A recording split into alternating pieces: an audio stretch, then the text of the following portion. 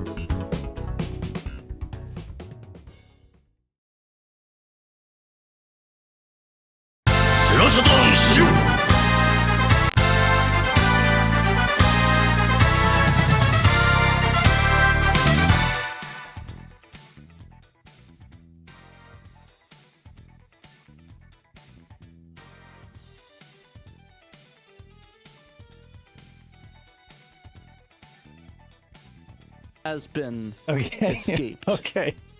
Let's do that again. Did we do that again? We're muted too. Hell yeah. No, we're not muted now. We're not muted now. Okay. So, yeah.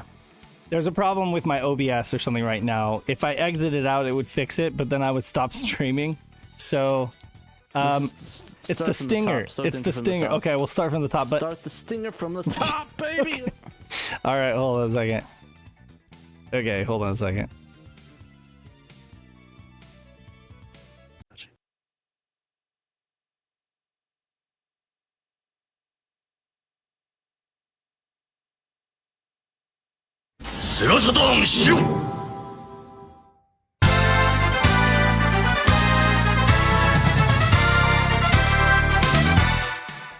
Okay. Hello again. Hello again. And that is still a black. There we go. Oh, there you go. I've exited okay. the Shadow Realm. The Shadow Realm has been exited. I have exited, and now I am gonna play matches again. Now I'm a shadow. There we go. We're back.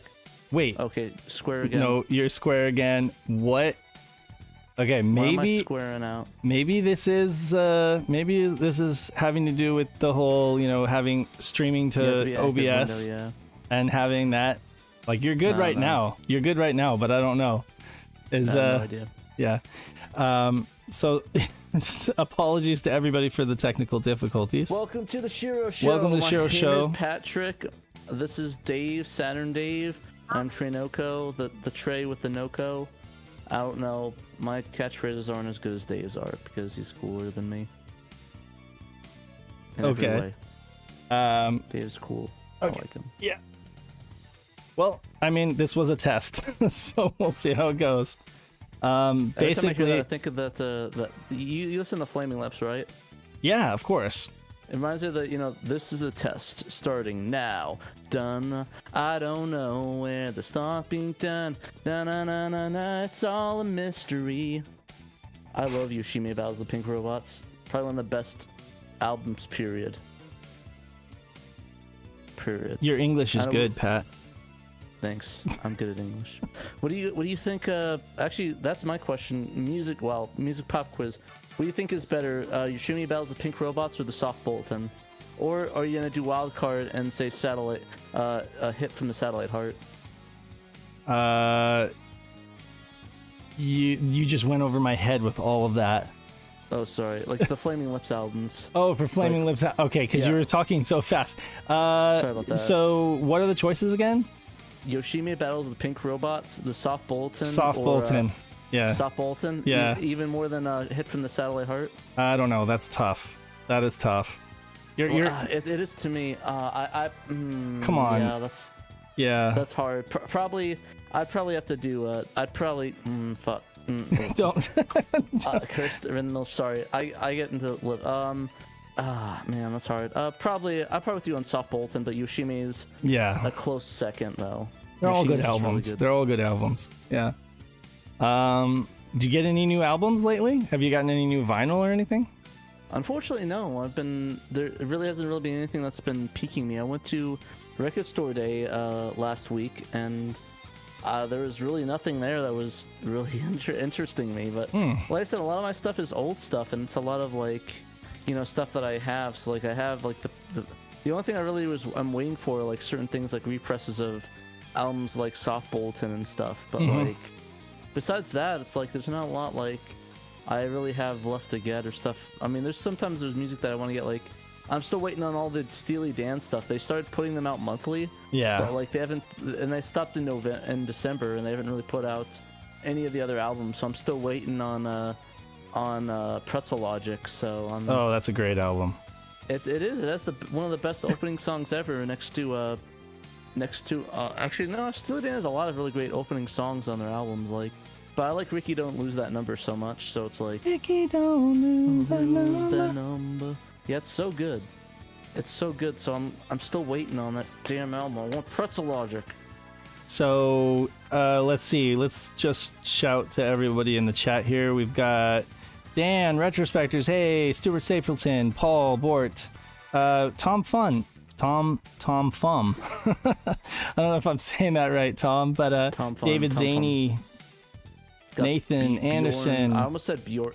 Anthrax, of course, is here. Dan, you free to join us in the chat. Actually, folks, we're in Discord too, so be sure to come on in Discord, and I'm streaming live to Discord as well. I'm trying to push my new internet a little bit and see what it can do, but it just so happens that with our setup, you have to do everything in a very specific order, or everything just screws up, and that's what happened at the beginning of the show today. Yeah. So. Wonderful. Oh yeah, broken. Mike. Knight has a new mic. Knight, why don't you say Knight something? I want to hear how good your new mic sounds. No? Nothing? He's shy. He's shy. Shy boy. He's mic shy. But anyway, I'm glad that he got a new mic. Slow Coin, Double Dime, Oliver Steinman, Bjorn says you have good English. Thank you. Oh, Tom says there's a Resident Evil 2 Saturn prototype. No, there's no Resident Evil 2 Saturn prototype, unfortunately, and then there's a project by Romulo to make a Resident Evil 2 on like the engine, right? The Resident Evil 1 engine, isn't it?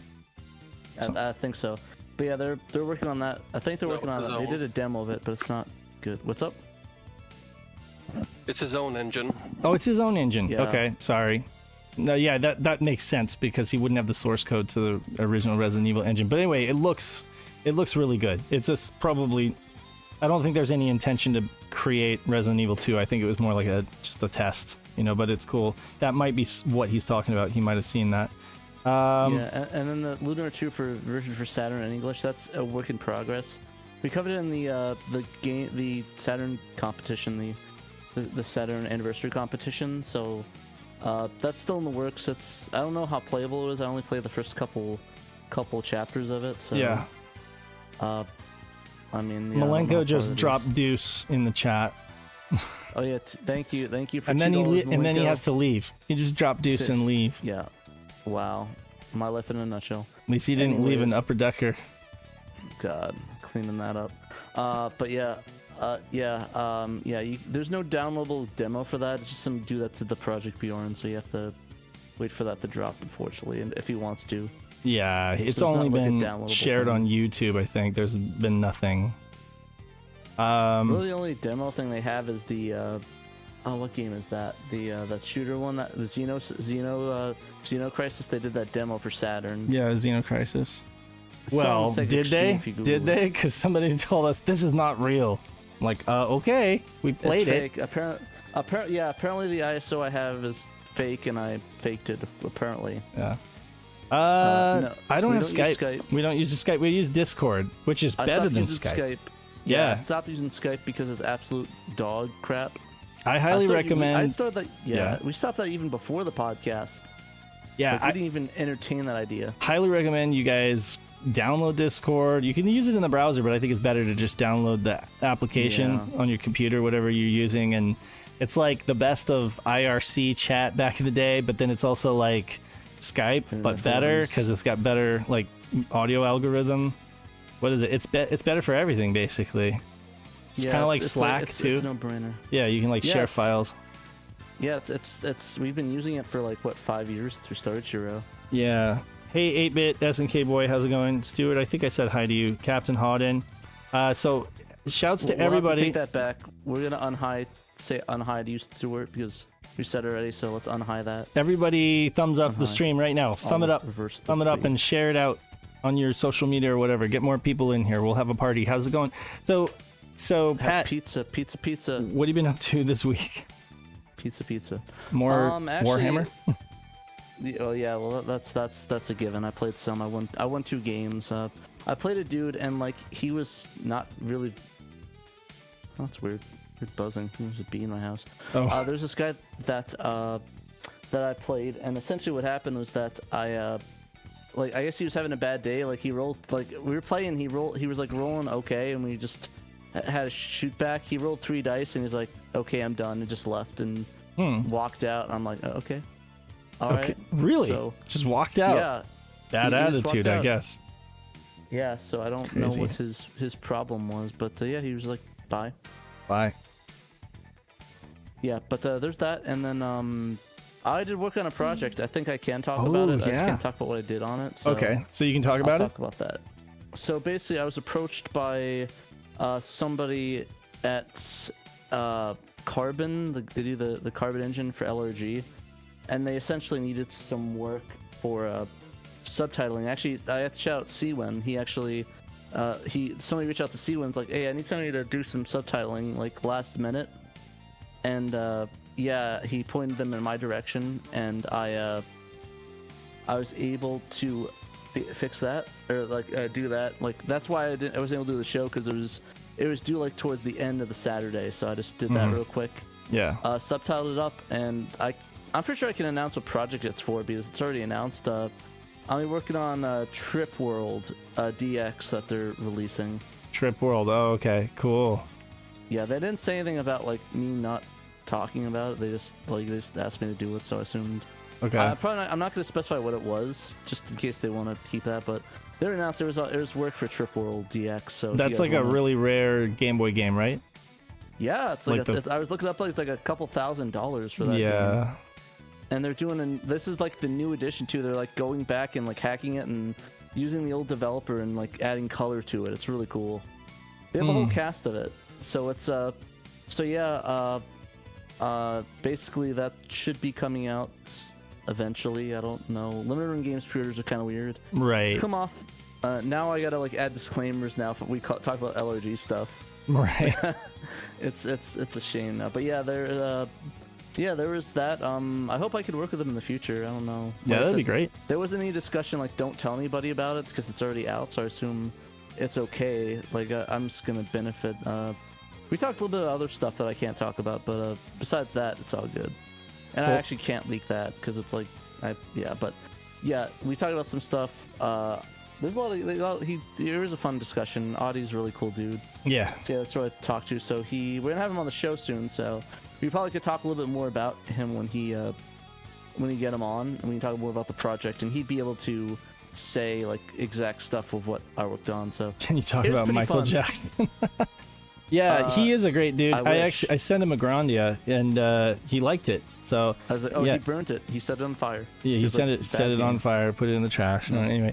No, but yeah, no, he is a cool dude, and we will have him on the show. His area of expertise or interest is Saturn import games on the Saturn. So yeah, I'm sure that we'll have plenty to talk to him about. I also want to get John. I want to get John Linneman on sometime. We'll get a lot of people on. That's one of those things where I've been meaning to have him on, but I don't want to. I want to call on him when the time is right. like I know if we asked him right now, he'd come on, but I want to make sure that like we get him when when we really want it or really need him on. We honestly should get him on once. Call in that favor. Maybe for the Stellar Assault release we could do that. That would be cool. That actually would be pretty tight. Yeah, that'd be rad. We'll hit him up. Be like, he can have a little party. Be like, yo, you want to hop in? Maybe get a couple other dudes. But yeah, I think I'm really excited for the project. It looks really cool. Definitely getting that game. I'm excited to play that. I played a little bit on my Analog Pocket, the original, and it honestly was a lot of fun. It honestly feels like Kirby almost. Like it feels like Kirby except different. Like I like the fact that you don't like kill enemies per se. You like have the option to like you can skip every enemy like besides the boss, of course. Yeah. And like it's really good. It is one of those games where it's like you can't save, so it's like it's once you die you have to go all the way to the beginning. So old school. It's interesting. It's tough but not tough at the same time. Sure. It's one of those like easy to master. And it's a lot of like trading. It's like, do I want to take damage from this guy that's the enemy, or do I want to avoid him and fight the boss instead and not lose the life? So it's definitely one of the better looking Game Boy games, like original Game Boy games.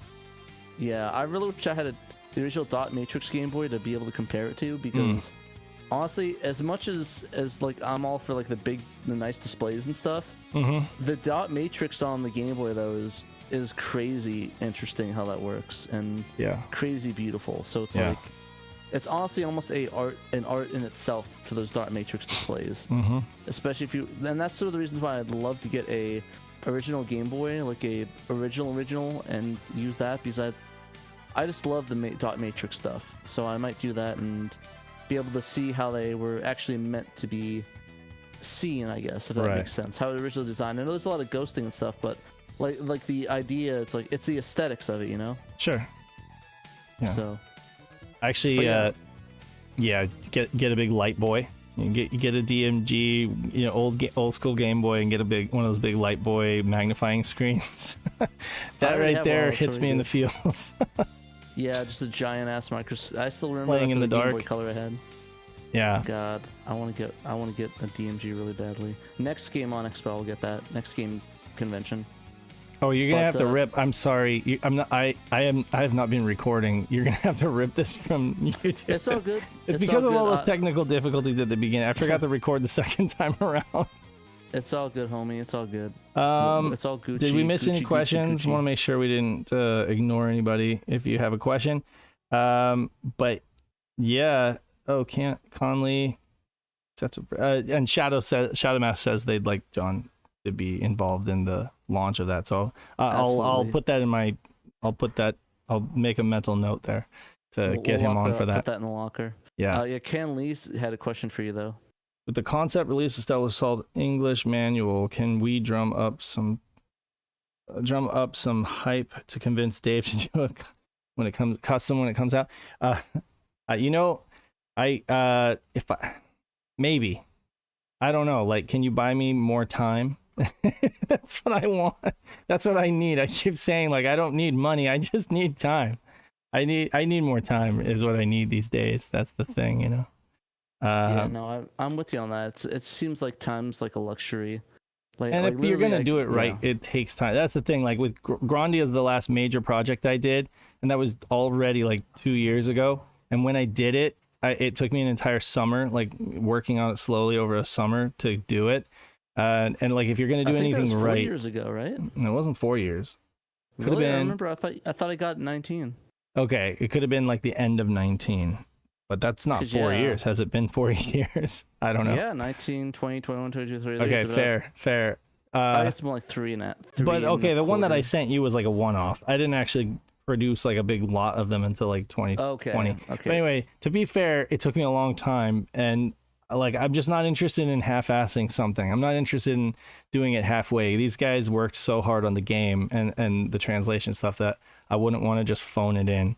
Like so yeah, I mean, I would love to. Same reason I haven't done a bulk slash, like a full-on bulk slash, is that, you know, I did the cover art and the disc art, and then I thought to myself, like, it's gonna take time to do a proper manual. So, and I haven't had that kind of time with the magazine and stuff like that. So anyway, apologies in advance to everybody for failing hard on not having time, but it's all good, Dave. Yeah. I know what you mean though. It's like you have to end up making sacrifices, and it's like sometimes sacrifices are not worth it for what, you know, it is. The repro thing was fun though. The repro thing was fun for a while. It was like a couple years where that was all I was doing. Yeah. But I mean, I'm more happy to be involved with Shiro and do this kind of stuff than be doing that. So it'd be amazing if we make this our full-time jobs and just like do this all there the you time. go. Danthrax made a bulk slash manual, of course, so folks can definitely check that out. I mean, that's he made it and he's working on the project, so it's official. It's an official. I just didn't. Official, unofficial. I project. didn't. That's probably part of the reason I didn't bother, but because I already knew that he was making it. But I mean, also I didn't have time.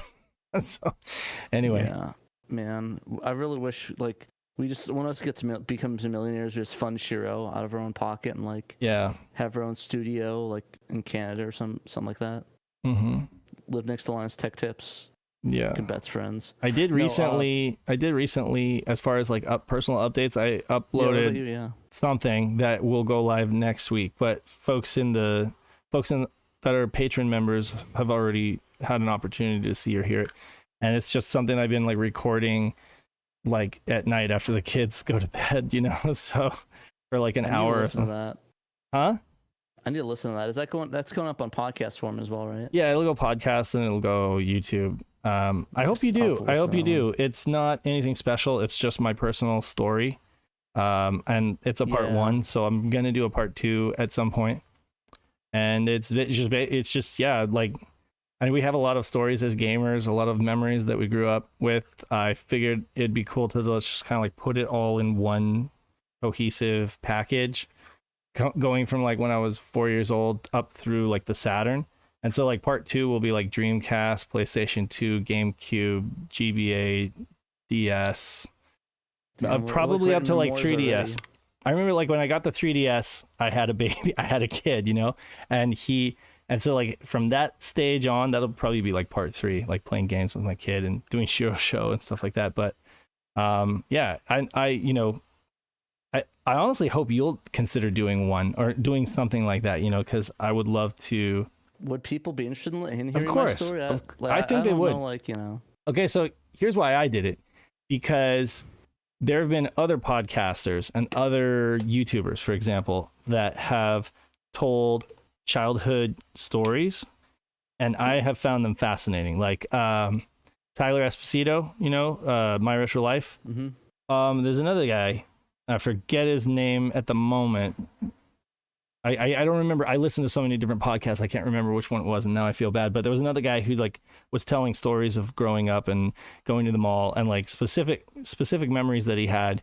And I listen to that stuff, and I find it fascinating because I can relate to a lot of it. Kind of reminds me a little bit of some of the memories that I had. When you were telling me the story of you and your family waking up early and going like basically crashing the Days Inn or whatever for free breakfast, and then going to the movie theater.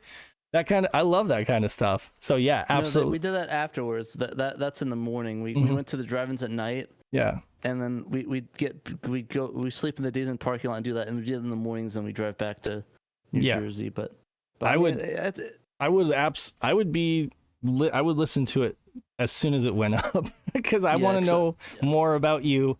When at your own leisure, like being able to tell it and put it, anyway. Yeah. I mean, we gotta make sure though. Hopefully you add in like you just like talk shit about me for like a good 5 minutes. I promise I didn't talk shit. Oh no, I'm saying like it's gotta be like the the autobiographies where they just like shit on everybody for like chapters and chapters. It's gonna be like that, like the tell all. Like I promise folks this. It's not it might seem this way, but it's not a vanity thing. It's literally just like I'm getting older and I want to get these memories down while I still have them, because the older I get, the more I start fudging details, and I'm just like, wait a sec. So I actually, before I did this, I kind of prepared by creating a timeline and starting to like nail down dates. And sometimes I thought that I did something earlier than I really did. And I was like, oh, I've been telling folks that I got into the Saturn in 96. That's not true. I found out about the Saturn at the end of 96. I got my Saturn in 97, and like for the longest time, I just regurgitate these stories about, oh yeah, when I was a kid, I was like, so when I was going through and making this Excel sheet, this timeline, I was like, oh wait, that didn't happen until this year because I was, working at Sears or something like that, and I know exactly how old I was when I got that job, that kind of stuff. Yeah. So anyway, I would love to hear your stories about the Pico and your stories about your Dreamcast Christmas and all that it's gonna stuff. be very. I'm just worried it's gonna get really dark and depressing at points because I'm gonna be like, I guess one of the biggest things of the gaming stuff is that it was almost an escape thing because honestly, I didn't have a ton of friends growing up, so it's like. Well, no, like that's fine. If it gets dark, it gets dark. Honestly, it's gonna get dark. It's gonna get dark as hell. Mix it up. If it gets dark, then throw something light in there to make it like an emotional roller coaster. But the point is, it's like I beat up outside of school, but afterwards I played Resident Evil 2, and I found out that it was my favorite game series of all time. Honestly, I think a lot of people will relate to that. That'd be pretty funny, frankly, there's a lot of folks in the video game scene who probably can relate and deal with a lot of the same stuff. It's gonna be interesting. There's a lot of there's a lot because there's a lot to unpack because there's like a different arcs like the Sega stuff, the Nintendo, the PC gaming thing I did for almost 10 years, playing StarCraft till 3 a.m, playing custom Resident Evil games. There's a lot of. I want to hear all about that. You remember when? When Christian Lorson we were interviewing Christian Lorson, and he was just talking about their Amiga hacking days and talking about the LAN parties that they would have. That's the I love that kind of stuff. So I'd love to hear your stories. I'm sure other people would too. You should consider it. Do that. I'll listen to yours and I'll see how you did yours, and I'll do something. Well, I will do something like a similar format. Yeah. So it's like a format similar thing or. There's whatever. You've also had a request from a fan to do another vinyl episode, and I second that. I second that. Yeah. What should I talk about though? Because I pretty much didn't get many more Sega stuff, so it's like no more like Dreamcast vinyl or anything like that. I think I can talk about. Oh no, I did get Power Stone. I get Power Stone, Yakuza 0. I can talk about just do video game vinyl Sega and video stuff. Just do video game vinyl in general. It'll be great. It's a hotline. I'll figure out stuff that I haven't talked about. Oh, I could do bootleg stuff. That'd be kind of fun. Some bootleg stuff. Never seen a Saturn in real life. Big Dreamcast fan. Seriously? Pizza Hotline says he's obsessed with our show and he's never seen a Saturn in real life. It is a thing to behold, let me tell you. It's interesting. I think the vibe though is like, it's kind of interesting because I think the funniest thing is that when I first picked it up like years and years and years later, I get nostalgic memories of that time having the Saturn. So it's like, playing it, I don't know, I'm always nostalgic for smells and stuff. I know it's a joke that me smelling stuff but I don't know, my nostalgia is triggered by smells and things of that nature. That makes sense. People are the same way. Yeah, I mean, so all your six senses, all your five senses. Maybe you've seen a few dead people, but no, it's that's it. Music can trip memories, smells can trip. A lot of these consoles, they have a very specific plastic and PCB smell, for sure. There's a lot of nostalgia with that, and I think that's really I like a lot of the Saturn stuff is that there's nostalgia in a way with that. Even in that way is the smells and stuff like that. So it's a very interesting thing to me, and I love all my Saturn, and I love playing the Saturn stuff, even the games. I love I'm more nostalgic for the Japanese cases than the US ones, and it's crazy. It's almost been about 10 years since I got a Saturn, and it's it's still nostalgic in that way for that. I personally like the Japanese Saturn cases. I acknowledge that they're better, and the OBs are so cool, right? But obviously, I don't have any nostalgia for them. I have nostalgia for the huge, thick Sega CD and Sega Saturn cases. But I have a lot of nostalgia for the PlayStation jewel cases. That's, to me, PlayStation games come in these square, jewel cases like we had with the PlayStation. So I got a lot of nostalgia for that. But yeah, the Saturn was kind of weird when I first saw it, because by then you had the Super Nintendo was gray in the US, the PlayStation was gray, even the Nintendo 64 was kind of gray, dark gray, but it had gray accents and stuff like that. And so the Saturn, Sega was just doing what they'd always done, at least in America, it was just jet black console, and when I saw it, it was really kind of weird looking to me, but I loved it. Yeah. It's like very boxy. Yeah, also, I just realized that that I didn't know Pizza Hotline was in the chat. I actually do listen to his stuff. Like I actually remember seeing a bunch of vaporwave stuff and listening to stuff. Yo, shuts up Pizza Hotline. I missed out on your cassettes. If you have any more that you can sell me, I'll buy them. Just like reach out to me in the chat after the show. I want to buy them. I already ordered pizza this evening. Otherwise, I'd hit him. No, I'm just kidding. The hotline. Pizza Hotline. Yeah, but Pizza Hotline. Hit me up with those cassette tapes. I'll buy them. Just send me them because I can't buy them anymore. So I'll show them out on the show too. But yeah. Anyways, yeah. I really enjoy it. Like I don't know.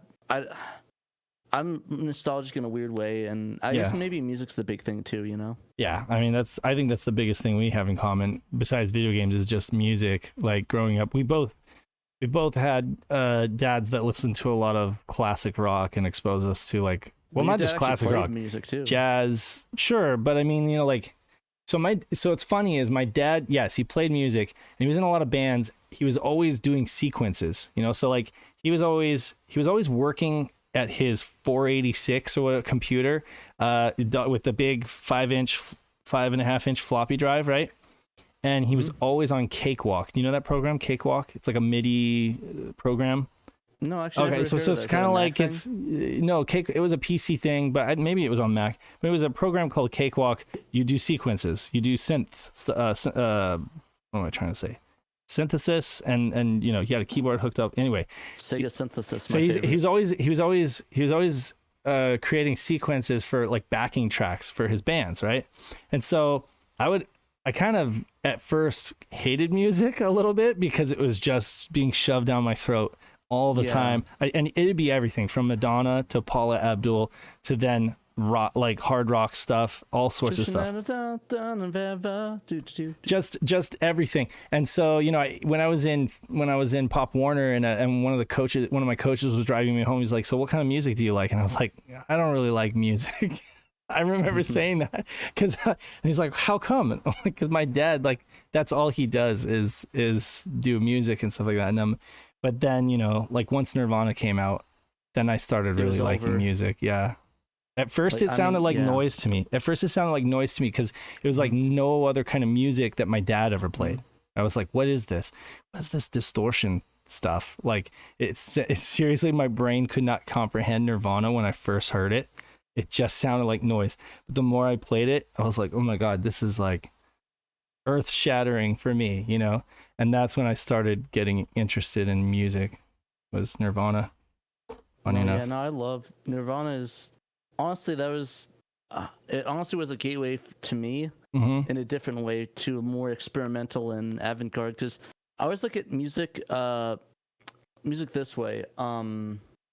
So I look at music like a trip, like a journey, like you have to get to that level, like to listen to like avant-garde Pink Floyd stuff. It's like you got to get through this portion of it. You got to enjoy this part of like Stillestronome, and like you have to to graduate to like the experimental Pink Floyd. You got to do the regular Pink Floyd. Yes. You go from Smells Like Teen Spirit to like Penny Royalty, right? Or like a Smells Like Teen Spirit to even the Vaseline stuff. Yes. Or the Pixies and stuff. It's like that ends up being your favorite stuff too. That ends up being your favorite is like the B-side stuff or the deeper stuff for sure. You know. Exactly. You're absolutely right. But yeah, no, it's all a gateway, and even with jazz and stuff, like jazz, like you just graduate as well. It's all a journey. Like you think you don't like it, and then because the same thing with me and Steely Dan. I wasn't a Steely Dan at all. I didn't like them. Sure. But then I got into jazz and I listened to the back. It's like, oh, I get what he's doing here. This is what's going on. Well, it's like, funny. Okay, this is amazing. Steely Dan is crazy because it's this virtuoso jazz avant-garde, you know, musical chairs of instrumentalists, studio professional musicians, right? And it's just like at the same time it was a pop group, right? Like they played Steely Dan almost like elevator music. Like my mom worked at Woolworths. I think the clinical terms is yacht rock. Like they would play it at department stores. They'd play Steely Dan at like department stores back in the 70s and early 80s, and it's like people would get sick of it because it was so popular, and yet like if that's just scratching the surface of what they are, and then if you like really go deep, and you just keep falling deeper into the Steely Dan stuff because it goes pretty deep, and a lot of it is pretty dark actually, you know. But that's great. That's what I love about it. Yeah, so definitely they've got like the more palatable stuff where you just get into it, and then the deeper stuff. But man, I need to bring up the browser and we need to talk about some Saturn. Yeah, where's the music nerds? I mean, Well, this happens happens because we don't, Pat and I don't talk enough when we're off air. So then we end up doing this. It makes good content. It makes good content. Yeah. I will bring up the browser though. We can let's see. We did this, right? We did King of Fighters 96, yeah? Or I don't think we did talk about it. I don't think we did talk. No? Because we missed last week, so Okay. All right. it was after the 14th. Well, we could definitely talk about that. I actually have a copy of this that Sega Lord X sent me, a copy of King of Fighters 96, among other games. This is an interesting game. It's definitely not my favorite King of Fighters, but it's still a really, really fun one. Well, tell me about it. You probably know more about it than I do. Actually, I don't know a lot about Really? it. I don't really play this one a lot. No. So, like, I know a lot about, like, 95, because that was the first, right? And then, like, 98. No, 94. Oh, wait, 94 was the first. Yeah, the 95, 96. Well, technically, if you think... technically, the first one is technically Art of Fighting. Art of Fighting. It's like Art of Fighting the King of Fighters. No, I think it's Art of Fighting or Fatal Fury the King of Fighters. I gotcha. I forgot which one That's it was. how it was born. It was technically the first... But then it was the King of Fighters 95, right? That was the first, like, proper the King of Fighters game, right? I believe so, yeah. And that had a ROM cart on the Saturn, and it got a PAL release, which is crazy. We didn't get it in the States. Then you got King of Fighters 96, which has no ROM or RAM cart. Don't think this game supports the RAM cart. I could be wrong. Let me click. Can anybody correct me really quick? Oh no, one meg cartridge. What do I know? I don't know nothing. It's not, you know, not all the Japanese games are my area of expertise, but yeah, good 2D visuals, but it wasn't like, I don't think anybody's going to say that 96 was their favorite in the series, right? 97 and 98 were both like phenomenal. 98 honestly is debatably the best one. Yeah. It's like between 98 and 02 are two of the best ones of all time, or the GOATs. Yeah. A lot of people have a soft spot for 2003, but I'm okay on that. I much prefer 02 or 98. So 2003 was the last release on native hardware, right? Last release on AES or CVS. Which one? 2003 was the last one. 03 was the last one. Yeah, 03 was the last one, and that's the one with was it Ash? What's his name? The blonde-haired dude on the cover, I think. Guy who I can't even remember his. I can't remember his name now. I'm a fake King of Fighters. Yeah, no, it's been a good fake King of Fighters decades fan. since I played that King one. of Fighters fan. But no, it's the two other characters on the cover. King of Fighters FAKE. Ash Crimson, there it is. Ash Crimson. Yeah, he's the one that sends you the letter, right? To invite you to the tournament. So anyway, 96 is solid though. I mean, it's a pretty faithful arcade conversion, all things considered, maybe missing a few frames of animation. Uses the 1 megabyte cartridge and is the second of the King of Fighters games on Saturn. 2D visuals are resplendent. It definitely looks pretty. Peter has a better vocabulary than I do. Resplendent. Yeah, it almost got close. But yeah, in my opinion, I think 98 is the best. So 97, I have the most nostalgia for 97. So I agree with David Zaney that I like 97, but 98 I think was the better game. Like I think that really is probably where they hit their stride. It's like pinnacle. And doesn't it open with like a rap? It opens with like that. Yeah, the one one with the bad language in it. Yeah, in the original version on the original AES ROM and the original arcade, I think it's Japanese version, they left in a sample of this. I don't know if they probably just listed samples. It's like these guy. It's like you get there, you get your motherfucking and like it gets cut off, but they drop the F-bomb in that game in the first like couple seconds of it. But luckily it's an arcade and you probably can't even hear it because it's like blasting. So it's like, yeah, I remember you talking about it in like episode 2 when we did our Neo Geo thing. I believe the sample is on there. Is in that cast. Is in that cast, yeah. Too. So you can hear what it is, but you can like the King of Fighters 98 theme. It'll come up eventually, but The rap is honestly the best part of that game. That soundtrack is amazing. Mm-hmm. All began in 94, kept on rolling in 95, was replaced in 96, came to in 97. Now it comes, here we go, KOF's here again, nothing to stop because it's 1998. Do. And honestly, King of Fighters 98 has one of the best opening songs ever. And the music is really good too, but yeah, I think. So 96 is in that no man's land where it was just kind of like more of the same, but not I don't know, innovating. Everything was in place in 96. Yeah, everything was in place, and it didn't really innovate. It was just another year. The roster, it's unmemorable for me, but it's on the Saturn, and you can get yourself a copy. And if you have, if you have like one of those cheap pseudo carts, you already have the RAM expansion there. Play it that way or off of an ODE. We rebooted our podcast. We rebooted it, and we rebooted it, and Pat and I got booted. Got the boot. They decided it was like, you guys took up too much attention. Yeah. Get off this cast right now. That never happened. Get back to your little show. You could get back pretend. To your little show, kids. Let the real men keep doing Saturn. Your cute little SHIRO show, and we'll be the big boys talking about the big three. No, actually, it just didn't work out for Pat and I.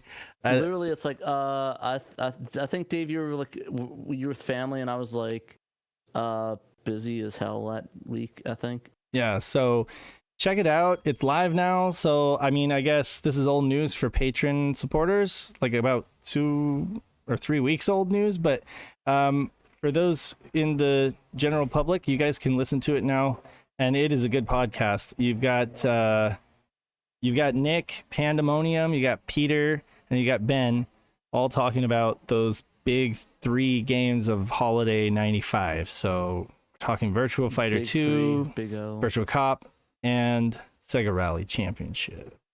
And it's a good one. Yeah, so folks should definitely check it out. And Pat and I are on the next one, which I don't know when that goes live. Probably in June. Oh, wow. Okay. So when Peter says bi-monthly, he actually means not twice a month. He means every 2 months. Okay. Well, I told him, I said, go just, because Peter's doing the editing now, and he's kind of doing all of the research and organization for these, so I said, go with something that's going to be manageable, something that's going to be sustainable and won't lead to burnout. So bi-monthly, I guess, is what's going to work, and I imagine it should. And then in the meantime, Pat and I will fill you guys in with some, I don't know, editor's corner stuff. It is kind of weird though that we have an episode 1 and then we have an episode 1, so we have to tell what episode 1 are we talking about. We're talking about episode 1 of the classic cast, right, or the relaunch. So it's like, and then there's episode 1 of the editor's corner. But so yeah, they're different. SHIRO Show 2, right? Well, okay. So in all fairness, if you go to YouTube, if you go to our page on YouTube, you could see here under podcasts, you've got the 3 separate. So you've got the mainline casts, you've got the editor's corner, and then you've got the SHIRO Show. All of those recordings, if you want to go back and watch old SHIRO shows. We are still doing editor's corner. It's not over. It just, like I said, Peter was so busy with the mainline cast getting that rebooted that he wasn't available to record with me. And I ended up doing my childhood gaming story, which is coming out next week. So watch for that. That'll, I guess, I'm calling it a bonus episode, but it's basically like an editor's corner. And then Pat and I are going to do something, and we'll probably get Audie on and whatever. We'll have some fun. We'll have some more fun. Yeah. I think it's crazy though. We have 50 episodes of the mainline cast though, or over 50 episodes at 52. Over 50, yeah. So 52. You're right. Yeah, because the Dragon Force one was 51. Yeah. 51. And it's just crazy. I mean, we have over 100 plus episodes of the SHIRO Show. Then again, it's funny because we've been doing this since 2017, and some podcasts are crazy prolific. Like they have a new episode every week.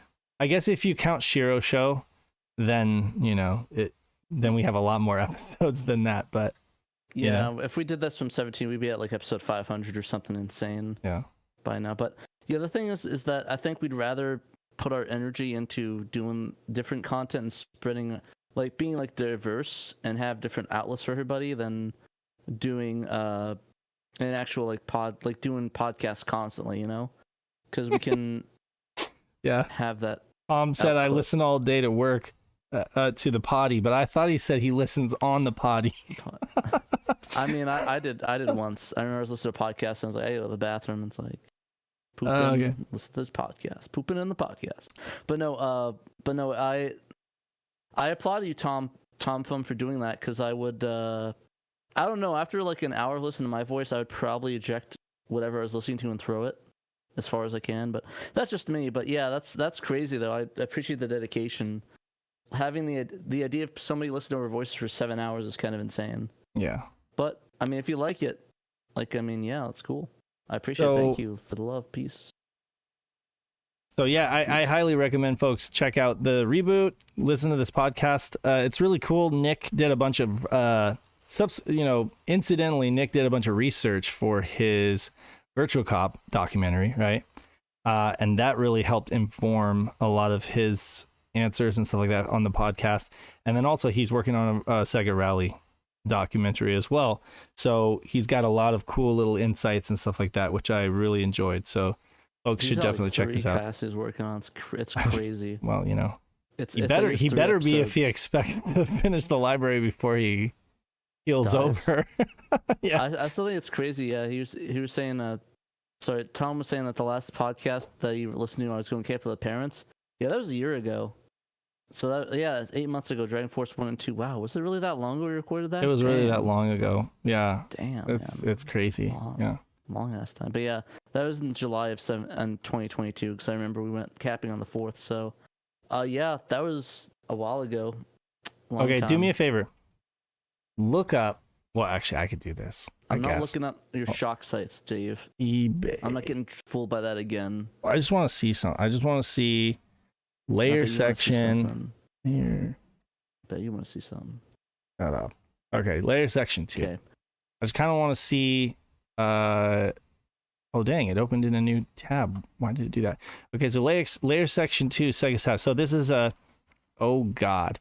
So when we recorded our first episode, Sega Saturn SHIRO, September 2017, this was a $40 to $50 game, Japanese, and we highly recommend it. It was one of those games I recommended to folks. I was like, play Layer Section 2. It's a lot of fun, and it's relatively cheap.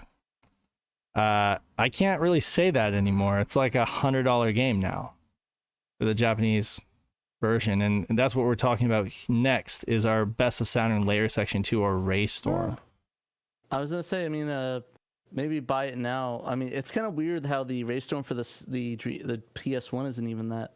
Like, it's about the same price too, which I think is kind of weird. You wouldn't expect that, but yeah, it's like $60 to $100. Looks like it. So honestly, I kind of prefer the PS1 version. I know that's kind of blasphemous, but okay, I am a blasphemous guy, so you know. So it happens. Somebody said that their stream just dropped down to like 144p. Okay. Probably hit the HD button and set it to auto. Yeah. To 1080p. So I am actually streaming this. I am streaming this 60 frames per second at 6,000 kilobits per second. So for somebody with a good connection, it should look really good. But that might actually bork folks who are on a slower connection. So maybe we split the difference next week, something like that, and go down to, I don't know, 3,000 or something. Yeah, I'm looking at buying now for the later section for Saturn. Oh, yeah. That's 1. I'm stupid. Ignore me. Okay. Is it layer section 1 or layer section 2? Well, it's layer section 2 that we're talking about right now. Layer section 1 is Galactic Attack, which is expensive. So Galactic Attack is super expensive in the US because it's one of the few shooters that we did get. You can get layer section 1 here, buy it now for $32. So number 1 is still a pretty good proposition if you want a physical copy. And I totally know folks who are just getting into Saturn right now and who might be interested in amassing a small physical collection. This is the kind of game you want to jump on right now. Look, here's a buy it now, $18.69 plus $20 shipping. You still come out $40, good, totally worth it for this game. I can't say the same for the long box, American honestly, version. yeah. Honestly, this is probably your last chance to get them really cheap. Like when I first started getting back into it, it was like literally you could get like piles of games for like 30 or $40 for Japanese games. But now it's like if you want a couple really good ones, it's like $40 to get like 2 or 3 of them. So it's like the inflation's coming up on it. It is. Like I remember House of the Dead Saturn, and I remember bought a bundled House of the Dead Saturn, Dynamite Deca, and there was like a bunch of other really high profile ones, like $40. Yeah. See, but now it's like $40 just for House of the Dead 1 Japanese alone. So it's like gaming is gentrified. I suppose that's one way to look at it. I thought you said gaming is Garfield. And I'm like, okay. You know, I saw that last. Yeah. So Double Dime or Slow Coin, I was gonna call him Double Dime, but he says that the sequel's cool, but the OG is where it's at. Now, I actually prefer Layer Section 2. I know I'm weird and I'm blasphemous, but I love the movement in this game. Like, it's so fluid.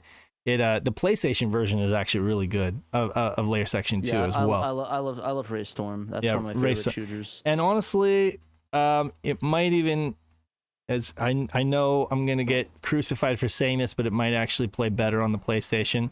There might be a few like frame rate hiccups with the Saturn version. I don't mind at all like the chunky pixels and the way that Saturn renders 3D. I love it.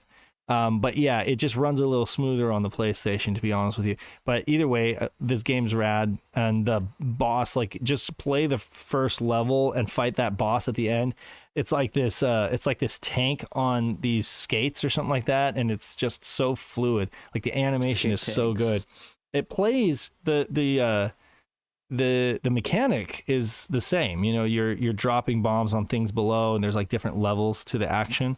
And you can like lock on to several targets, kind of like a la Panzer Dragoon. But yeah, the thing is the 2D one is great. Layer Section is great. It's got, so the first one has a true Tate mode. I'm not sure about this one, whether this one has Tate mode. Do you remember? Can anybody comment on that? I'm not sure it does. I don't think it did. Yeah, I don't think it does. Remember, it's the first. Yeah, that would be weird too for a 3D for polygonal. The PS1 version, no, but I don't know about the Saturn version. But Galactic Attack or Layer Section 1 does have a really nice Tate mode, and we showed it off at PRGE on that big huge Tate monitor that we had up. That's pretty cool. It was fun. Glad we were able to get. Honestly, we should definitely. I think we got a strategy what we should do to show off stuff on the Saturn. Yeah, 4x3 for the sequel, Slow Coin says, and I'm not surprised because it is like a completely different kind of format. I mean, it is 3D polygonal, so they probably would have had a hard time pulling that off. But you know, it's interesting. Like, I'm thinking about like the Neo Geo stuff. I don't think any of that had Tate as well. Like, I don't think there was ever any Neo Geo Tate games, but I could be wrong. But I don't know any. So, thanks, by the way, Pat. Am I a robot or am I fine? You're good. Shouts to Pat, who came in with the save. You told me to just delete the garbage drivers that came with this thing and just have it default to Windows generic USB audio. Every time. And that's what I did, and it's working, so there you go. I can't believe it. Yeah, like I said, I had the same issue. My mic was popping. I tried everything, and I was like, screw it. So I deleted everything. I burnt down all the drivers. I just plugged it in. Generic USB audio device, right? Yeah, don't even bother with the drivers on some of these audio interfaces. Don't even bother. I did. I went through so much to try to get it to work. I got I got the ASIO drivers specifically for this thing from the iRig site, and I got updated the firmware and did all that, and then you guys are still like, David, you're a robot. I'm just like, I'm gonna bang my head against the wall. But your fix worked. Just delete all your drivers, folks. Delete. Just do that. Don't even bother. Some of this technology. Delete OBS while you're at it. Delete Discord. Just remove your computer. Just take the hard drive and slam it against the wall. Yeah. Just pick up the whole thing and chuck it at the wall. Yeah, honestly, just destroy it. It's no reason. Technology has gone too far. But Speaking of hardware going too far, this next one is all you. Dreamcast I wouldn't controller. say go too far. I didn't think. I think it went just perfectly. Okay. If not far, not. What? Sorry, hold on. What is that? Do you hear that? Yeah. It's coming out of your mic? That was weird. Anyway, sorry about that. They're doing some painting and stuff on the side of the house, so they're probably doing some stuff. Anyways, sorry about that, guys. That was weird. Dreamcast controller to Dreamcast controller to a Naomi adapter has been announced to be in the works by Mr. Add-ons. So if you guys don't know Mr. Add-ons, or aka Port Shop Express, he does a bunch of the Mr. Add-ons, like the Mr. to JAMA, stuff like that. Like just the RAM SD boards, all the really cool stuff that you could really use it with. He announced that he is actually working on a adapter for the Naomi 1 and 2 to be able to plug in Dreamcast controllers. And you might be saying, Patrick, why would I waste my time doing that when I could just use a control panel? Mm-hmm. Well, there's a couple of reasons. Reason one, if you want to consoleize that was dumb. If you want to consoleize the arcade board, you're going to have to tap into those adapters where it's plugged into right there, the little image, to hook up Dreamcast controllers, unless you really want to like super gun it and like get it all set up. But it's a direct tap into the controllers. Such an option. Two, there is it actually supports the keyboards for it, so you can, if you want to play House of the Dead, Lupin, the Typing, or any other keyboard game, you can get the Dreamcast to keyboard adapter, the Dreamcast keyboard adapter, or the dedicated Dreamcast keyboard peripherals, and play it that way. Mm-hmm. Unfortunately, Typing the Dead is Japanese only, so if you know kanji, good luck. If you don't, probably won't bother playing that one. And third is the ability to hook up your VMUs with it. So hooking up your VMUs and unlocking characters with Marvel vs. Capcom, or doing other benefits like keeping your saves, saving and going and playing other places is a really good option as well. Actually, it's kind of funny because in Japan with Marvel vs. Capcom 2, the only way to unlock certain characters is to play online and play in arcades with the VMU. So the only way to unlock characters legitimately on the Japanese version is actually playing it in an arcade, bringing the adapter, the little thing, the VMU to it. And the funny thing is that you can't even unlock it all that way now, because Japanese arcades are like doing that less and less, having those arcade games in there, and not to mention online play. Forget about that. I don't even think you can play MVC2 online anymore if you wanted to unlock those characters. So yeah, honestly, the MVC2 Japanese version I would not recommend getting for Dreamcast unless you have access to something that could swap in the save file, because you're not going to be able to unlock any of those characters. They did fix that in the international release, so you can actually unlock everything offline if you wanted to. But yeah, Capcom, while they innovate, they kind of drop the ball a bit. All that. Oh my god, look at this. Typing of the Dead arcade kiosk with 2 keyboards. I've never seen that before. A Net City with wow, that's crazy. Yeah, and there's the Monkey Ball the one as well. Only in Japan. Yeah. Unfortunately, with Monkey Ball, though, you actually need the panel. You can't actually plug in a Dreamcast controller. Also, yeah, fun fact, the 2 games that I would not expect to be on the Naomi that are Monkey Ball, and then the first Rhythm Heaven game, are actually Naomi games. Oh. A lot of people don't know that, but yeah, those are actually Naomi titles. Yeah, Super Monkey Ball was the first I ever played of the Monkey Ball series. On the game. Oh, I played Super Monkey. GameCube. Yeah. But Monkey Ball, like vanilla Monkey Ball, was actually a Naomi game. Yeah. Cool. That was the first one. And there was never any port to the Dreamcast, but I'm wondering if folks could get it running on the Dreamcast. That would be interesting. I mean, Dreamcast can play a Thomas Wave games, right? So that would be interesting to see if they could get some of the Naomi games that were like locked to the arcade, like playing on a Dreamcast. Yeah, it kind of sucks. The only thing with the adapter is that it's not a catch-all, so there's it has stuff that it doesn't support. Like, unfortunately, you can't play Monkey Ball with the controller because it actually requires you to actually hard go in and play it using a analog stick, which kind of sucks. Also, there we go. I'm good. So yeah, it kind of sucks in that regard. So there's a whole list of games on the bottom. You could play controller, the Capcom vs SNK games, Gunspike, MVC2, the Mobile Suit Gundam games, Power Stone, Rattlergy, the Senko no Ronde. Those are actually fun games. Go play that. And then the keyboard only is Lupin the Typing, Type of the Dead, La Keyboard, and then theme only is Giant Graham 2 and 3. I don't. Oh yeah, Giant Graham 2 and 3.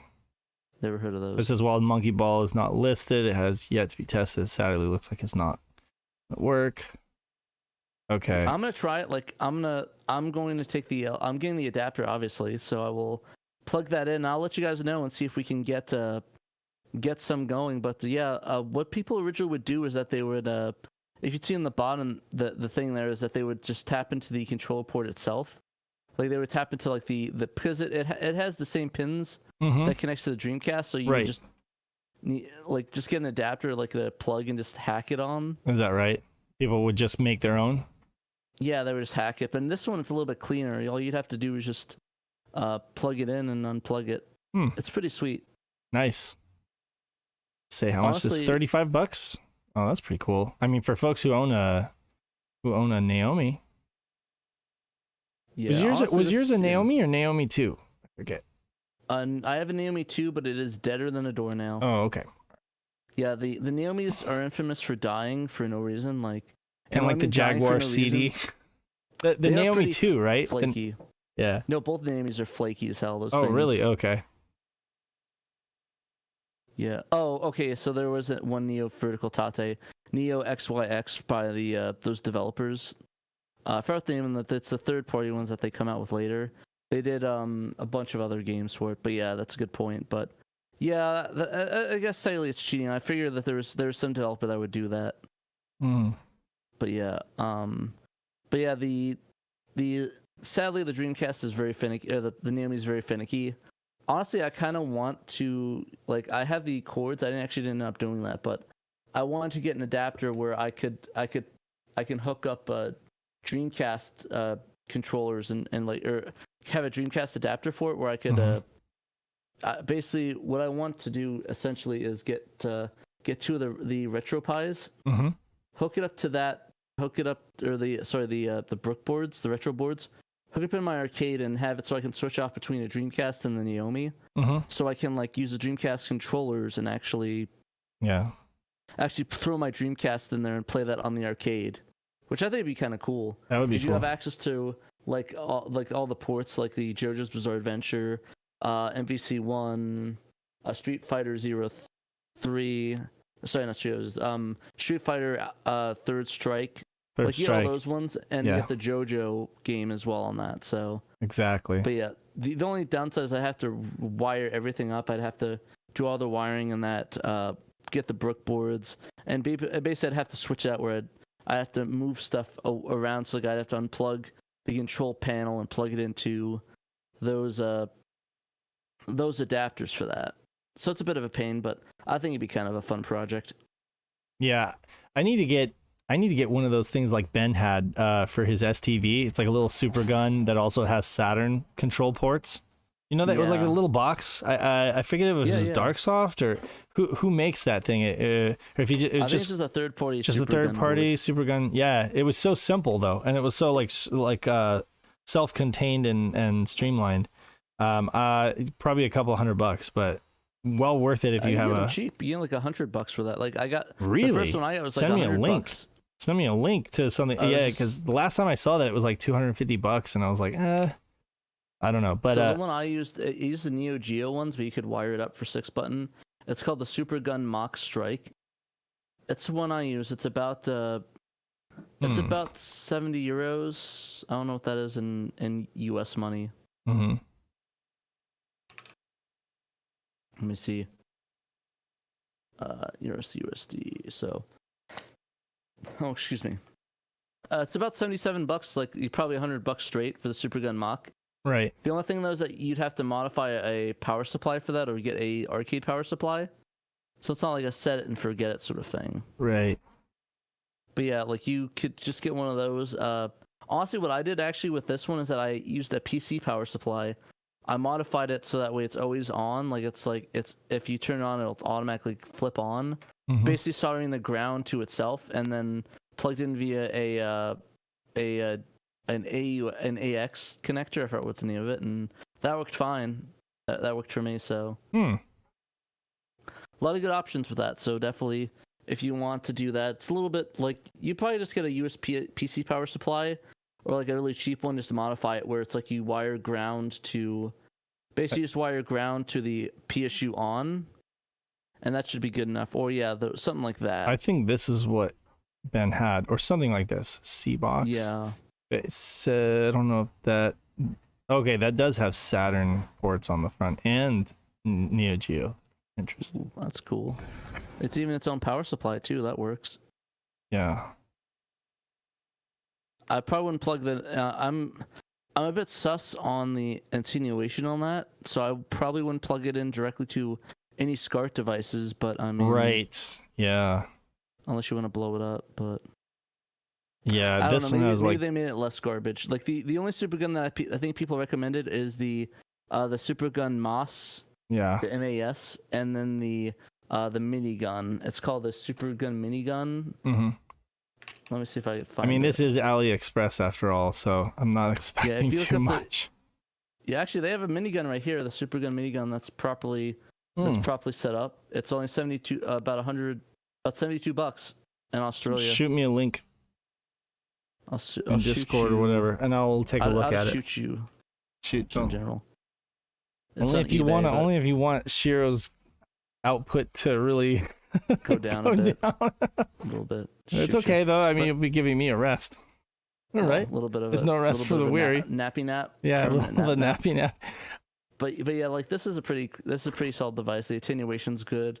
This is like the go-to in the community. That's what What is it Bob called? Allen recommends. Minigun super gun. Minigun super gun. It's called Advanced Minigun version 2.5. It doesn't come with a PSU. You have to provide it yourself, but it has an arcade power supply is easy to set up, so you don't kill yourself. Okay. Yeah, there it is. Oh, there's one cheaper on Amazon for $72. Oh, okay. Well, I'll take a look at that. I'm It's just on showing eBay. folks what we're talking about. SCART to BNC breakout. Okay.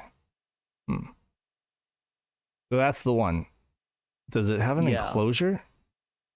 No, it looks like it's all outer, but a lot of those are. Yeah. This one's a little bit more intense than the other one. This one has a lot of like output stuff. The other one's just like the minigun itself without the power supply. But yeah, I would highly recommend getting it. It's really useful. And, I just might. I actually have money in my PayPal for the first time in a while, so I might. Yeah.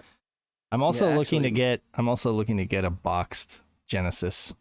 I want to get like a non-TMSS one that's in like a really, really good condition. You know, like a mint condition box. Yeah. So I'm waiting to see if anything comes up. I've seen several inbox Genesises, but but they've Genesee, not been Genesee. that great of condition. Genesee. Oh man, Tom Fun said I have a Lindbergh and it died on me. Bloody thing. Blimey. Blimey. Blimey, mate. And it is gotten dang. Don't like that. What came Alright, so first, but- the Lindbergh or the Chihiro? A Lindbergh. Lindbergh. Was after Okay. Naomi, I believe. No, it was. It Oh, was. no. No, it was. Here's the word. I'm dumb. Ignore me. It goes the Naomi. Then it's gonna be the Triforce, I believe. Then the Lindbergh. Ah, yeah. Oh, the And then Triforce. Shiro after that. Right, the Triforce was the Super Mario Kart arcade, right? And F-Zero. And F-Zero, that's right. Yeah, AX. But it could be considered a spin-off almost. But those are so like when you consider- Namco, like Namco did those, right? Yeah. Weird. No, They're it like was, it was weird. Namco, Sega, and Nintendo. Right, yeah. And they really are like a strange flavor of Nintendo properties, you know? Not bad, Yeah. but just different, you know? It was a hot mess. It was a hot mess. It's kind for of a sure. hot mess. It's like a bad. it even used Naomi like connectors too. Like you could. I'm trying to be positive here. It used GD-ROM systems too, which is really weird. That GD-ROM. It did. You could hook up the GD-ROM for the Naomi into it. I'm not even joking. You can. No, yeah. It's crazy, but honestly, Dave, I don't even use my super gun anymore. I might, if you really want to buy it for me, I can give you a ready to go, out the gate, like all connectors and everything, pretty much. And it has Saturn controller ports? Oh no, it doesn't. It's, okay. It's DB15. But I can give you I can send you the USB adapter so you can just plug in USB controllers to it. I guess that's true. Yeah. We'll figure it out. I don't know. I'm so limited on space, and that's why I'm looking for something that's like turnkey, that's also self-contained. I don't want the kids like touching it and shorting it out or anything like that. I'm looking for I mean, to be fair, the STV is kind of out there right now too. I need to get that. In fact, we have a viewer, I don't know, they're in our community, Rain Cloud, just got her STV put inside a nice case, like a consoleized, I guess you could say. Yeah. And that looks good, like I definitely want to get the STV consoleized because make sure that it doesn't short out. We got a lot of arcade stuff though. Like even Emily got her it the Vuelix cab, and it looks so nice. Yeah. And those things are pretty. I like the Vuelixes. The things that I like them, but like I don't know. Like I think people, I don't know. Like I think I would like one. I probably would get one. Yeah. Sure you would. If you had the chance, if it came up on OfferUp local, I would. I'm sure you would. I'm sure you would. Yeah. But yeah, I love honestly, I was telling my friends that when I get my own place, I kind of want to turn my garage into a Japanese arcade, like just like wall to wall, like Astro Cities, right? Rhythm games. Get a fog machine to simulate the smoke, because you don't want we're burning stuff in there for sure. You're gonna burn stuff. Yeah. You have an ashtray on every single unit. Exactly. DDR is a hard maybe. I'll consider DDR. We'll have a discussion and we'll talk about it. Oh my God. There was this guy, I went to a birthday party recently at Corvette Diner here, and there's a DDR machine. This guy came in with like his backpack and a water bottle and everything like that. Like it was like he was coming to work, and he like sat down and all this stuff, and he got on this DDR machine and he just killed this DDR machine. Like he obviously like plays nothing but DDR, It was like a clinic on how to play DDR, but definitely he was using like the thing to lean on, and just like his feet were going like a mile a minute. Yeah, that stuff is way too advanced for me. Like I'm more like Beat Mania or like Sound Voltex. Yeah. To me, that's a lot. Or like the Taiko drums. Taiko Drum Master is fun. I like Taiko Drum Master. Yeah, it's a lot of fun. Is that what its official name is? I just remember on PS2 it was like Taiko Drum Master. Yeah. I don't know if that's the official. I thought it was like in Japan they have like those Taiko arcade. It's like Taiko no apps. Something. Yeah. Yeah, I don't remember what the full subtitle is, but yeah, it's basically Taiko Drum Master. Yeah, those things are a lot of fun. I like Taiko Drum Master. That game's fun. Of course, guitar. My biggest rhythm game all time is Rock Band, though. Rock Band. Rock Band's the best. Like honestly, that's my favorite rhythm game. Not okay. Not Guitar Hero, right? Rock Band. Yeah, Rock Band specifically. Oh, yeah, Rock Band specifically. Okay. I know a lot of people gravitate towards Guitar Hero, but I love the drum stuff. I love the drums. Yeah. I love the ability to do vocals and stuff.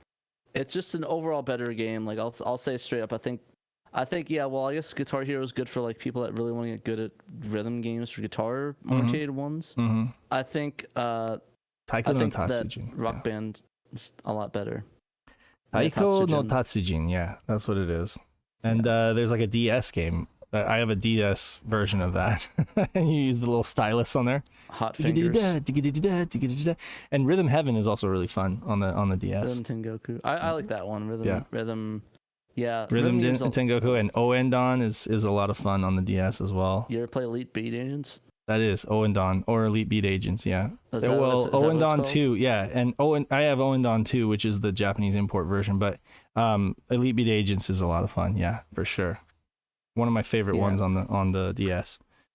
I actually never played that one, or the other Tengokus that aren't on the candy Fun can. fact, I got it for $5 from. It's not actually still doesn't go for that much because they made a ton of them. But Rhythm Heaven Deluxe, I got it for like $5 from Fry's before they went out of business because they used to just have like this big bargain bins. Hey, do you remember? So you've gone to Blockbuster back in the day, right? Yep. Yeah. Okay. No, I never heard of it. No, I never heard of it. Okay. So do you ever remember how Blockbuster used to have those huge cardboard bins, almost like the kind that you'd get like watermelons from, but instead they were like red or blue, and you'd have like Sega games in the blue bins and Nintendo games in the red bins. Do you remember that? I don't remember those bins. I think that's before my time, but like... I mean, you would have been a little kid, but I figured you still would have remembered it. Mine didn't, at least I don't remember that. Like, I was like towards the Pokemon stuff. I don't remember that at all. Like, okay, so what were they? Because even into like the early 2000s, so we would be talking about like Dreamcast games and stuff. They had, so maybe they weren't red and blue, but they had big bins where they'd shrink wrap the old rented games. They'd shrink wrap. They'd like basically resurface the games and then just like shrink wrap them and put them in these bargain bins. You could get all sorts of like Dreamcast games on the cheap that way. As a kid, I remember that.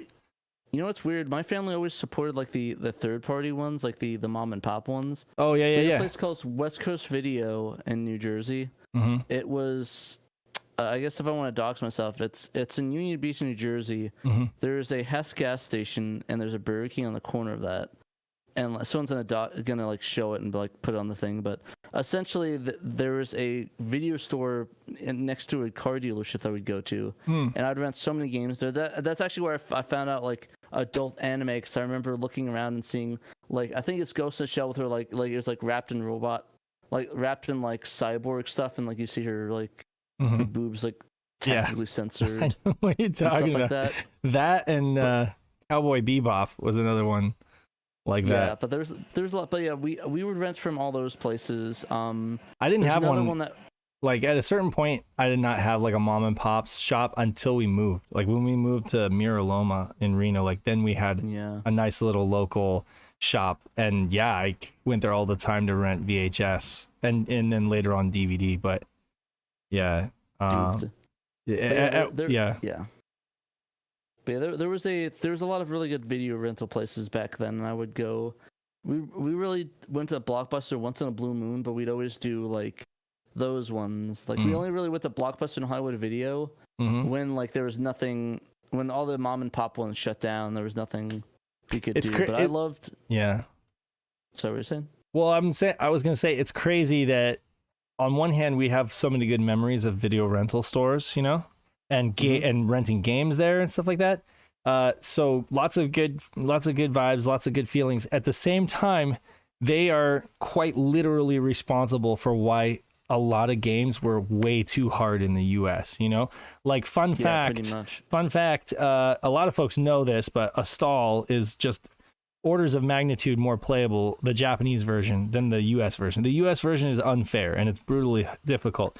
But even further fun fact is Bug. If you download and play the Japanese version of Bug, you will have much more fun, and you will do so much better than if you play the American version, because I swear they designed these games for rentals, and they didn't want you finishing the game. I don't know why we ever asked that. Did we ever? We didn't ask Andy or is it David Warhol about specifically, that? we did not ask that specific question. I don't know why we didn't. We should have. We should have. I mean, I have his email, and we have him he's actually in our Discord. We could probably, I don't know if he actually checks Discord, DMs, but we could actually message him.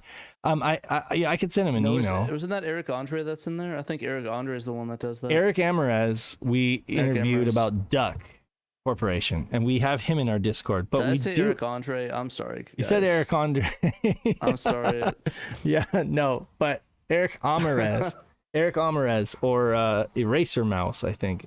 He did Duck, True Motion video, but no, we didn't ask that question. But it is true. It's quite literally true. In fact, in Japan, it was illegal to rent.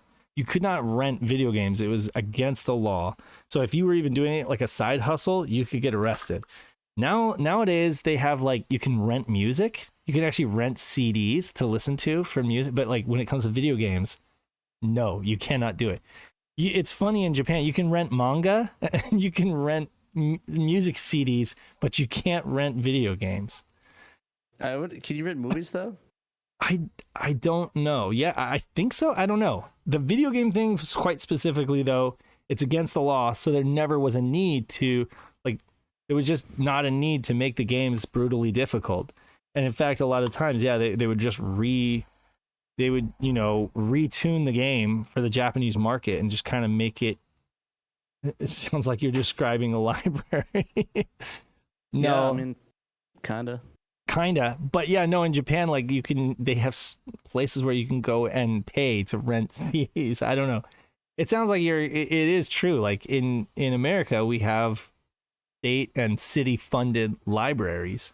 I mean, somebody's paying for it, right? People are donating the CDs, or the library has a certain amount of budget to go out and buy. I bet they're donating the CDs and nuts. Yeah. But I don't know. Things could be completely different in Japan. I'm not sure. But I know for a fact that, yeah, they didn't rent video games back then.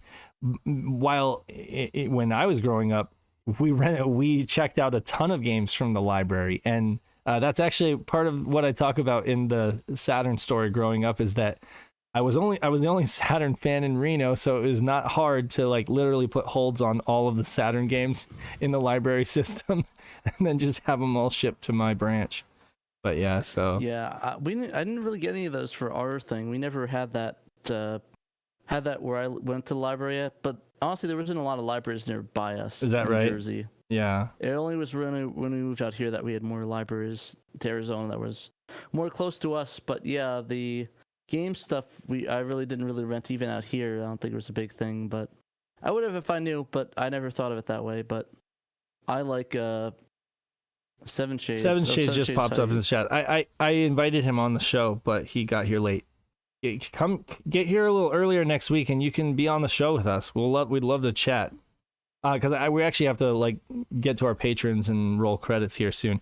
But I'd love to have him. I'd love to have you on Seven Shades to talk about CubeCat, what he's doing with CubeCat, and just catch up since PRG. It's been a while. A little bit, yeah. I still think that's crazy. We were able to see him there. Yeah, I know, that was rad. And I mean, it was fun to have him demo. It was fun to have him like demo and kind of run that station. Yeah, play his own game and play some of the other people's games. That was really fun. He was there like almost the entire thing too. Like, yeah, I would turn around to see him over there, vibing. So also, Paul, who's in our chat here, Paul was there with us and like helping us. Out. He was doing real work, So shouts to Paul for being here since the beginning, literally. Yeah, honestly, I dropped the ball on Saturday. Like I felt like a diva. Like I come in, like the talent like walks in and everyone's doing stuff. But I really got really messed up on. Well, yeah, it was on that Friday night. Setting that thing up took so much longer than I thought it would. Now I know, like, it's not playing around. Like when you have to set up a room like that with all that stuff, it sounds easy. Oh, it's just plugging in consoles, right? No, it's like everything has to be there, but if you're ready to set up and you don't have all the stuff, like we didn't have power supplies for certain things, or we didn't have controllers, and then we had to set up Kay's thing, with the all the games, Oh my god. So it's like people were in there trying to experience the room, and I'm like on my hands and knees trying to get these acrylic sheets up to like protect all the games. It was very like seat of our pants kind of like doing that, but it was fun. I'm not gonna lie. Yeah, like, it's one of those things where after the fact, you look back and you say, hey, man, I'm glad we did that, It was fun. Yeah, I'm happy we did that. That was amazing. And the things that now that we did it once, I think it's going to be easy to do it a second time that we have the process down and being able to just do that. And, like, we know how to set up, okay, to get the phone line simulators, we have to do this and that. Oh, yeah. So it's like... Now we're, I mean, and again, like, shouts to Knight for kind of helping phone support while we were there. Honestly though, this year they're doing Jaguar. Wah wah. So I'm amused and interested, but I have nothing to provide. No, I have nothing to contribute for Jaguar. I mean, Andrew Mastercast, he'd have things to say, and yeah. And shouts out to Gerald. He's going to have a good time at the Jaguar one, but it's like I have no nostalgia whatsoever for it. Yeah. Like I don't care Jaguar. Honestly, I have more negative memories than positive ones of the Jaguar. I didn't even play that system. But I'm not going to talk about that on air. If you want to find out, you just ask me about that privately. But yeah. Well, okay, so like we should talk about so on our website, SHIRO, what are we? We're just a conglomerate, right? We're a media conglomerate. We're just guys that are pumping out content for Sega and mostly Saturn. We got a podcast, we do videos, we put articles on the website, although we've been kind of falling off on that. Danthrax was holding the torch for many weeks, and I'm sure he's probably pooped out by now, but Danthrax writes many great articles on our website as well and helps us keep up on the news. I'm done with my EDD tax audit, so maybe I'll have some more time to write articles on the website. So we have if you go to our website, you got the podcast there.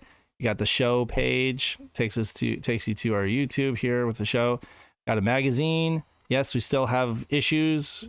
You could buy one. Got merch too. Got merch. Yeah. So what else? Merch. Can donate to us if you really want to. You could get a shirt. You could get a tote bag. You could get a mug. You could get. Yeah, don't worry about Dan. We're just joking. It's all good. Oh, definitely. It's been a hard month. Dan, you don't need to apologize. It's me who needs to apologize to you. I swear. Yeah, we need to pull our own weight. For all of those months that he was writing our articles and I was not able to contribute anything because it was one thing after another. If anything, I need to apologize to Dan. He's our angel. Honestly, Dan's trying to get that the salt the Stellar Salt ready, so I don't blame him. Oh yeah, He's got stuff. That's another thing too. Yeah, stuff like work on that, dude. We need that out. No, we love you, man. There's no need for I can't express how much we appreciate you, and are happy to have you as a part of Team SHIRO. So. Yeah. So Pandemonium, of course. This takes you out to what? Okay. I guess this link doesn't work for Panda. YouTube 404. That's weird. That's not good. That is didn't get hacked.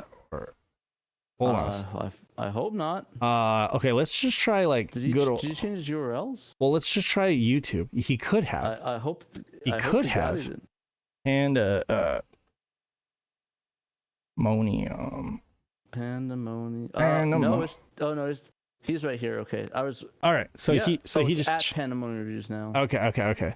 So we had an old link. I have to change that on the website because for a second there I was just like, what? He added an @ to his name. Okay, fair. Expect that. Okay, so that scared the hell out of me. I thought his channel got deleted or like Patreon. Hacked. I was like, oh god, no. So Patreon, we've got 66 patrons, and I need to read that. So yeah, you can get to our Patreon from here and subscribe, or you can donate, one-time donation.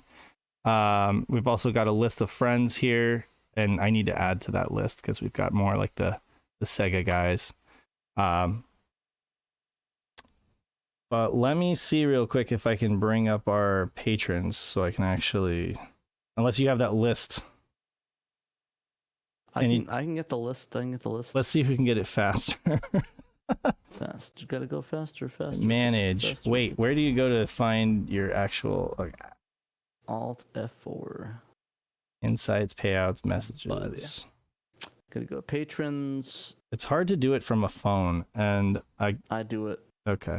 And I do it for real. Do it. All right. So shouts out to A Murder of Crows, Blue Moon 95, Emerald Nova, Johannes Fetz, Nate Lawrence, Shirleyon, Chris 1997X, David Zaney, Derek aka Team, Fat Drunk Otaku Friend, Jim Clasher Rank, Justin, Momphis, Normal Guy and Outrageous, Robert Ramsey, Rowan Dished, Sega Steve, Stoneman, Tanuki Trev, Duran Brown, and Young Money Sawee.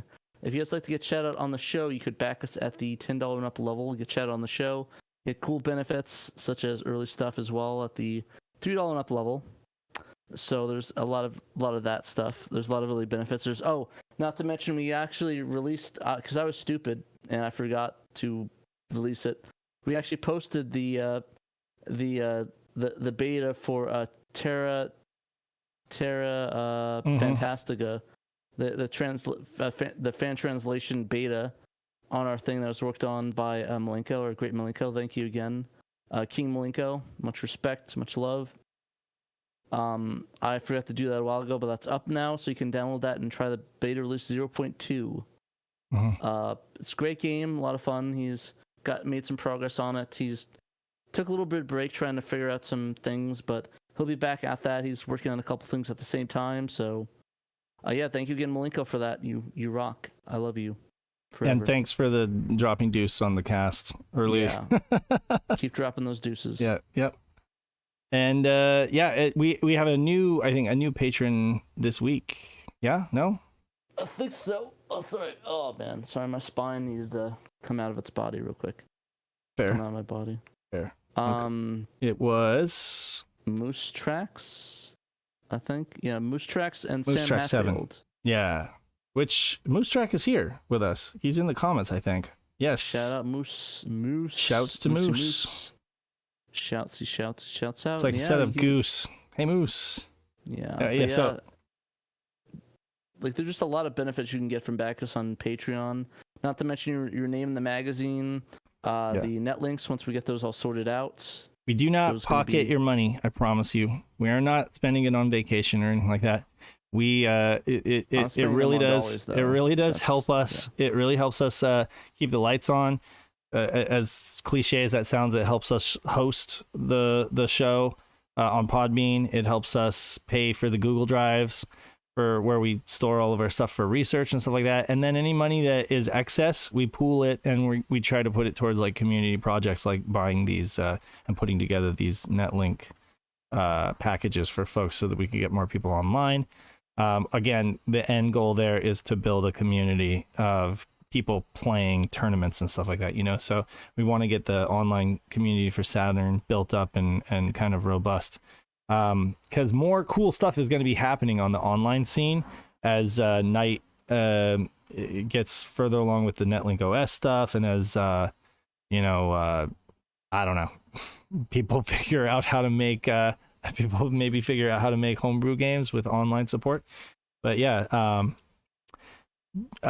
Julian asks Netlink packages. We really have to wrap this, but real quick, we bought some new old stock inbox Netlink carts, like the Japanese X-band carts, and we're building live modems and just packaging it up together for very cheap, like basically cost to folks, so that they can get their Saturns online and join our online community.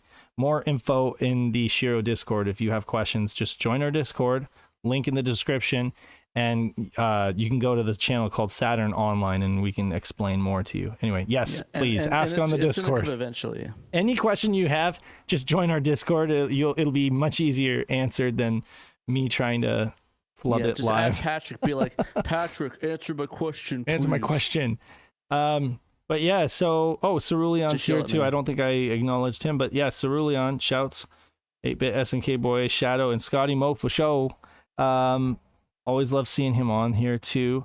So yeah. Oh, and if you guys are a part of our Discord community and you want to, you can use our promotion channel. We have a promotion channel to promote like your live streams or to promote like videos that you do, content and stuff like that. You're more than welcome to use our promotion channel for that, so you can reach more people who might be interested in what you guys are doing. Exactly, and we're here to support you. And the link to our Discord's in the chat. Should work, I think. I hope. In the background here, you're looking at Cube Cat, which is a fan-made game by Seven Shades, who was just in the chat with us. I don't know if he's still on. But anyway, yeah. Oh, and there's Hellslave. So yeah, lots of cool stuff from people in the community. And until next time, sorry, Pat, I didn't hit record. Now you're gonna have to rip this from YouTube. But I promise next time I will hit record. I'm used to it. Yeah. Until next time, it's been SaturnDave and TraynoCo reminding you that you must play your Sega Saturn. And peace. And love. Yeah.